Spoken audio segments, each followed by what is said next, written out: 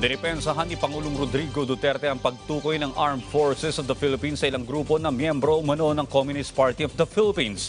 Giit ng Pangulo, kabilang ang mga grupo sa Grand Conspiracy na inorganisa ng National Democratic Front o makakaliwang grupo. Kwestiyon niya rin ang paniniwala ng mga ito at iginiit na nais lamang manggulo sa gobyerno. Binanatan niya rin si Bayan Muna Representative Carlos Zarate bilang co-conspirators at isang komunista. Matatanda ang una ng hinamon ng National Task Force to End Local Communist Armed Conflict ang grupo ni Zarate na kundinahin ang mga pag-atake ng CPP, NPA, NDF.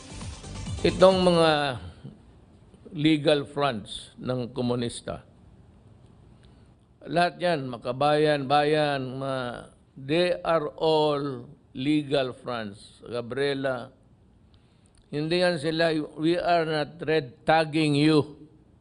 We are identifying you as members in a grand conspiracy comprising all the legal fronts that they have organized, headed by NDF.